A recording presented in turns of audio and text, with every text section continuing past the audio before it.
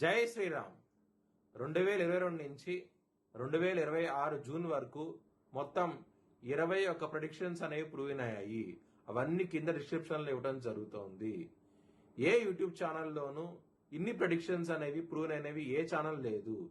మీరు కనుక నన్ను సంప్రదిస్తే కనుక మీ date of birth, time, place of birth నాకు ఇస్తే కనుక మీ కెరియర్ గురించి, మ్యారేజ్ గురించి, ఫ్యామిలీ గురించి, బిజినెస్ గురించి, హెల్త్ గురించి చెప్పడం జరుగుతుంది. కనుక నన్ను సంప్రదించండి.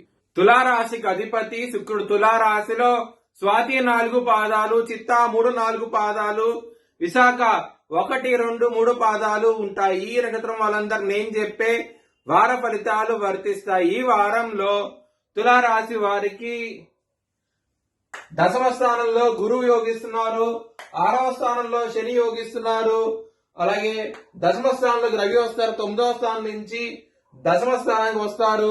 17 జూలై నుంచి బుధుడు మీకు 9వ స్థానంలో ఉంటాడు. 4 గ్రహాలు యోగిస్తున్నాయి. అష్టమ కుజుడు ఉన్నారు. శని దృష్టి కుజుడి మీద ఉన్నది. మీరు కనుక కందులకు బ్రాహ్మణుడు దానం చేస్తే కనుక మంచి ఫలితాలు ఉంటాయి.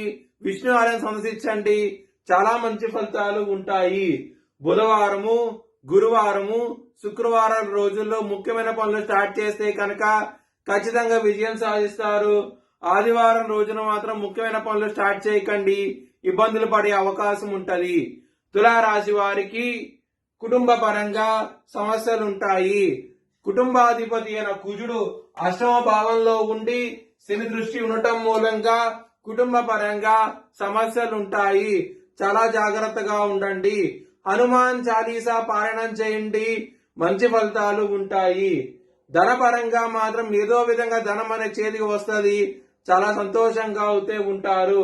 లవర్స్ కి బ్యాడ్ టైం నడుస్తుంది, ఆరోగ్య సమస్యలు ఉంటాయి. శత్రువుల పరంగా ఇబ్బంది పడే అవకాశం ఉంటది, చాలా జాగ్రత్తగా ఉండండి.